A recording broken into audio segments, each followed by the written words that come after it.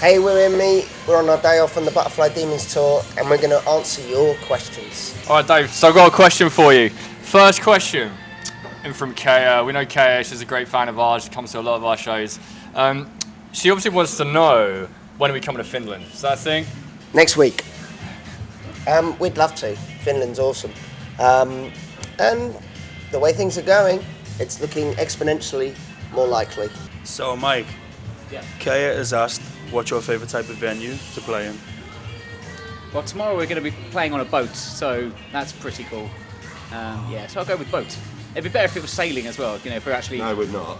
Oh, not for you? It would not be acceptable if it was sailing. What about if we got you some good sort of sickness travel tablets? We'll see. Okay. So stationary boat for now, possibly floaty boat in the future. Okay, guys, right. Is there anything on your bucket list, anything you want to achieve as a band? Let's start with Jono. I like to tour Europe. I like to tour USA. I love to support some bands like Fightstar, Don Broco. We've done that one. Yeah, InMe, I've done Fightstar, haven't they? Yeah. But I just wasn't in the band. But me personally, I like to have a tour with them. Stole me, answer me. I'm really excited. I'd love to do Europe as well, a bit of US. Actually, Japan, I think, would be insane to go tour out there. That's definitely bucket list for me. You won't get me on a flight that long. Everything the guys said, done in the past, but I'm a new man these days. It would be nice to do all those things again, be present and be with my best friends. So yeah, Japan, Australia. We've never been to Australia. That would be incredible. And for me, just to step up the levels of the venues that we play, I like doing all the sort of clubs and stuff like that. But I would really like to, even UK, just do some arena tours, something like that, and maybe for the band to be a larger percentage of our lives than it is at the moment. Yeah, I'd say the larger crowds. There's a more surreal feeling where it's like, is this really happening? Yeah, there's something. The more people, the more connected we are. Yeah. Maybe premiere in plus rooms all the time. Yes, exactly. And maybe we could have our own rooms sometime. That's bucket list. That's a real bucket list, yeah. Having our own rooms, actually, yeah. I hate sleeping in the bathtub. It's really bad for my back. Not having to rock, paper, scissors, Jono for the big bed every night. So this is a question from Tom D. Not me, not this Tom D. We'll ask Dave. He asks, what do you think stylistically will be the next big evolution in the band's sound?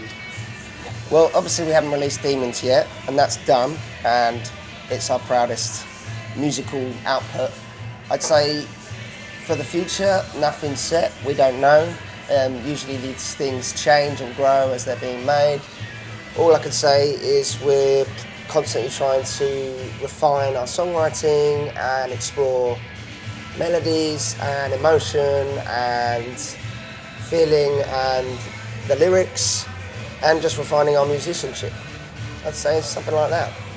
Yeah, I think Demons anyway is quite a good evolution in kind of the band's stylistic sense anyway. It's a pretty diverse album, isn't it, in terms of the styles within it. Gaz It's calls every it single the, InMe album. Every single InMe album. Yeah. Gaz calls it the best of InMe. Yeah, I say it's the best of that we haven't released yet. I got some questions in from Jodes. So what's all of our favourite songs to perform live, Gaz? There's a few, but I really like playing So You Know, because I like the sort of pop punk vibe that it goes to towards the end. Just like the high energy, sort of just lean into it, kind of. Yeah, that's my vibe. I think the one that really is guaranteed to get people moving has been Just a Glimpse, and it brings John into the fold on the backing vocals, and it's a cool answer vocal. It's got the bounce. I've actually really enjoyed playing Other Side on this tour. On the drums, it's just super open, just easy to rock out. It's just really fun to play live. So yeah, Other Side's been fun. Yeah, on this tour I'd say Other Side and Just a Glimpse, because they were my two favourite songs way back in the day. So to play it now, yeah, I love it. Prove myself, because it's new and it's exciting. Gaz, which song on this tour is the most challenging technically to play live? I mean, we've not really gone for like the high techers kind of songs on this tour, which I quite enjoy. I think I do, as I was saying, I do enjoy just like the leaning into the rocking outside of things. But probably for me on guitar, probably the trickiest part is the verse on Confession, because it's like semi-sweet, down-picked guitar, but it's not rhythmically straight. It's like flicking between different picking styles. So that's like quite a lot of attention and muscle memory into that bit. It's quite unconventional, but beyond that, I think, yeah, it's not the most technical gig we've done, but that's not the be-all and end-all. All right, so a question from Max. We'll ask Dave, is there a song that came together flawlessly? Like everything just fell into place perfectly? Yeah, there's a song that fell together flawlessly over about 25 years. In terms of, there was a part written in 2000 that got discarded. There was a part written in 2011 or something, which was going to be for the Pride, which didn't make the cut. And then we finished it like the last year before last, and that's our latest single, Prove Myself. So, and it just all came together perfectly and just all made sense, but it did take 25 years to get there. Cool. Okay, another question also from Max. Is there a song that you'd love to play live but haven't yet had the chance to? Start with Gaz. Oh, don't pick me first. I've played the vast majority of them live, I would say, like over time. I'd say it's going to be stuff off Demons for me. I want to rip out Modern Demons and Never Horizon. I think I'd be well keen to get those two going, because I think they've got like proper mosh vibes. Absolutely. Excellent work on calling it the up-to-date title as well. I know, my brain was going... We have a lot of working titles, but now we've finalised the song titles for the new album, of which I'm going to choose. There's a closing song on it called Made Me Cry All the Way Home. Yeah, putting that together live is going to be fun, but we can't yet, so watch this space. Yeah, it's true. I'd actually be super excited to play some Demon stuff, but one song I've always wanted to play live is Shame off Jumpstart Hope. I think that's a belter of a track. I actually think we actually should play that song live at some point. We were going to do it at one point, weren't we? Yeah, we did. We did talk about it. For me, from the new stuff, I'd say Modern Demons, because the riff is absolutely amazing. Leaning on the nostalgia side of things, I'd probably say Gently Hurting, which is an old B-side, which I really loved back in the day, which we might bring back. This can be done, yeah, man. I was thinking about Spur of Moment. Yeah, I'm the B-side guy that like tries to get us to play a lot of old stuff like Jealousy and Ruins, Angels with Snipers. So the next one for me would be Gently Hurting. Mike?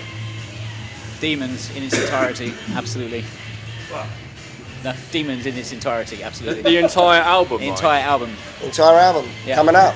Yeah, 6-month anniversary. Because we've done Overgrown Demons, we've done Butterfly Demons. Next we're going to have to do Demons. Yeah. Right, so Liam has asked, will there be a 20th anniversary tour for Daydream Anonymous when the time comes? Dave? Well, wink wink, when the time comes you will find out. I'll leave it at that.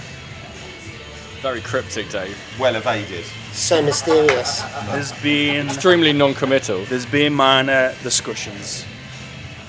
From an anonymous source that was daydreaming.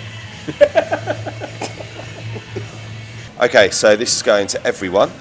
If you could support any band, who would it be? Let's start with Mike. Oh no, I'm on the spot now. Can you start Yes. with John instead? Because No, the order is the order. It's set, fixed, and cannot be changed. I kind of said mine before, Fight Star, although we have supported Fight Star, but I went in the band at the time, Shambles. Don Broco. A couple more, because I've already said them two, maybe Nickelback, which we supported them as well, before me. Maybe Michael Jackson would be cool, yeah. InMe and the Michael Jackson collab. okay, well, I'll just go for Metallica because the stages are incredible. These massive round centre stages. I'd love to play one of those because it'll be absolutely amazing. Yeah. Yeah, I think for me, like Nickelback would be awesome, or maybe a bit of Biffy Clyro, because I know Biffy supported InMe back in the day. They do Yeah, technically so, owe us a tour. That was the first time I'd seen InMe. Yeah, right. If Clyro was supporting. So they kind of owe us a bit of a favour. We heard them on a Kerrang, could have even been cassette or CD, and yeah, that was a blast. They're lovely.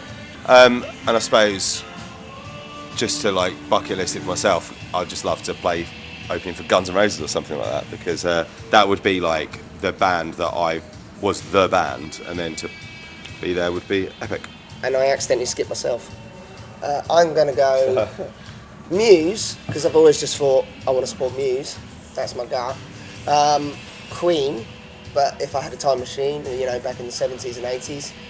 And the band, Bon Jovi, Wembley Stadium in 1995, so I'd love to support Bon Jovi. So next question for this tour, starting with the Islington show, were there any songs that had to be relearned because they haven't been played in years? Well, we did have quite a few already from White Butterfly that we were playing on previous tours, like 7 Weeks, So You Know, Faster Chase, the other one. Safe in a Safe in a Room, Safe in a Room, the best song on the album. But apart from that, yeah, we did have to learn quite a few more, didn't we? But we're also kind of always naturally refining whatever. You just start playing things naturally over time. Just kind of at boredom sometimes. You just want to mix it up. So the songs are always changing in the live environment. From Cow Cow Moo, Dave, did you have to relearn any lyrics for White Butterfly or any other songs really for this tour? Constantly. Still probably haven't nailed them, but yeah, there's a lot of lyrics over the years, and yeah, I have my methods though, and they're getting better of how to learn lyrics. Off the cuff question for you, how do you learn the lyrics of the songs? It's really important to just memorise verse 1 and a single word that begins the whole thing, and then a lot of it becomes muscle memory, but you do need that first word. All right, next question from Lorena. Is curating the set list for a tour generally a tough process? Well, this one was pretty easy because we had to play White Butterfly. And stick a few bonus ones in, yeah. It's collaborative, but often the guys trust my initial judgment on it, and we base it because I used to play guitar live with the guys on stage, so I know when there's tunings and things like that, and it's sometimes good to stick to guitar tunings together. Boring stuff, but it works. It adds to the flow, and it's about choosing peaks and slow songs. Don't put too many slow ones together, and making it a cool journey. And it's an art in itself. It's fun. I think the difficult thing is when you've only got an hour or an hour and a half. It's like picking which songs are going to make the set. That's always quite a challenge, I think. But better than the other way around, where we're trying to fill out because we haven't got any good songs. Very true. All right, another question in from Lorena. Favourite song that would bring you guys out of a Vecna-induced coma? Nice little Stranger Things reference there. Gaz? I'll go with Emotion Sickness by Silverchair, because I still think it's one of the best pieces of music ever written. I don't know if it gets me going in the morning, do you know what I mean? But it's good, so I'd wake up to that. I agree.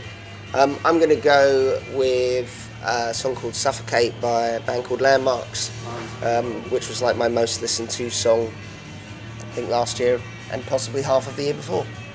I think I'd probably just go the entire Bon Iver self-titled album. I think that hits pretty hard. Funnily enough, the band I was going to choose have just come on the radio, but it's not this song. So, a song by The Cure called Burn, that gets me riled up. It's on the film The Crow. So yeah, I would definitely choose that because that gets me going. For me, it'd be the first track off Aphex Twin album called Syro.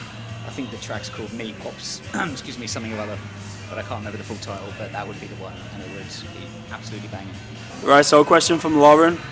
We'll ask Dave, and she asks, what song made you think, wow, I've got to do music? It's hard to pinpoint a moment and a song because of my memory, but I do recall being out at a weekend in the sun with my dad, and it was like the top 40 playing, or the top 40 best songs of the decade or something, and I remember hearing Smells Like Teen Spirit by Nirvana, and I'd never heard anything like it, and that was sort of, I believe, my ears pricked up to the whole idea of heavy guitar music. So did you play that in your first covers band? Of course. Smells Like Teen Spirit? Yeah, my first covers band called Drowned, where we just played mostly Nirvana songs. Another question in from Nicky. I think this one's going to go to Gaz because he loves his techie gear. Nicky needs to get presumably a guitar pedal for her youngest. What would you recommend? I'm working the assumption that your youngest has already got a guitar, a cable, and an amp. Let's go with that. Let's go with that. And the amp may or may not have distortion. I think the most important one is a bloody tuner, to be fair. So have that, because there's no excuse for a guitar not to be in tune. The next one would be distortion. That's the biggest night and day difference you're going to get on a guitar, to have that heavy tone versus a clean tone. After that, I'd probably go with some reverb and or delay, and you can get some that combine the two. That will just give you that extra shimmer on the lead.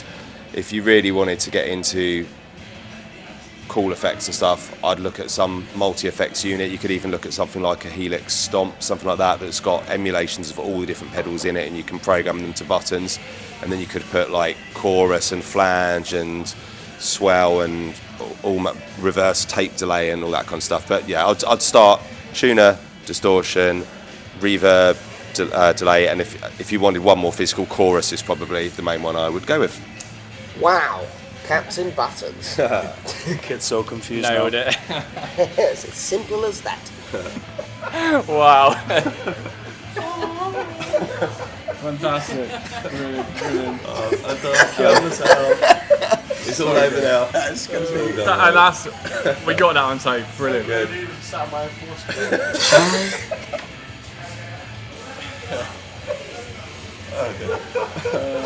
Right, got another question in from Jones, and this one is for TJ, who is sat right next to the camera. Come on over.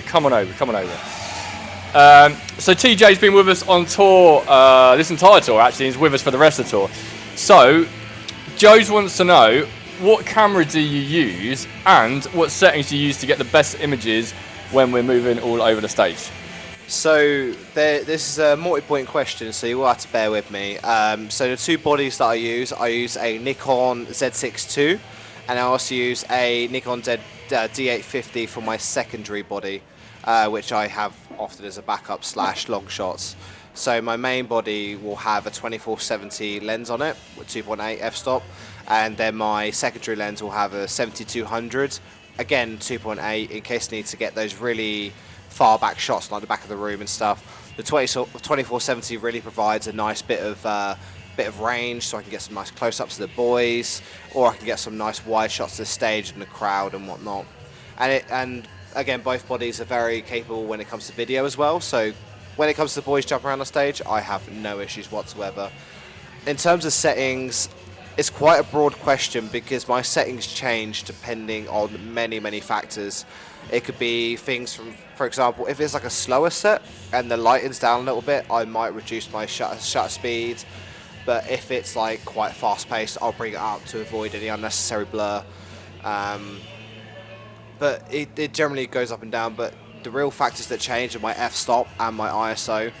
So if you are looking at getting some advice, particularly when it comes to shooting gigs, try and keep your shutter speed the same, but vary your ISO and your f-stop for as much as it allow, and don't be afraid to push it and do some editing in post. I think that was pretty much all my questions. I think you nailed it. Yeah. Wow. Thank you very much from us. That was a lot of fun, and cheers for the shows. It's really incredible. It's a thrill ride. We're having a joy rage, and yeah, keep coming to the shows. InMe, big things are coming this year. And special shout out as well to all of you that sent in your questions. That's from all of you, the Demon supporters. And honestly, without you guys and girls, we literally wouldn't be able to do this album as quickly as we have done. So huge shout and massive thanks from all of us to every single one of you. Cheers. Yeah, thanks. Thank you.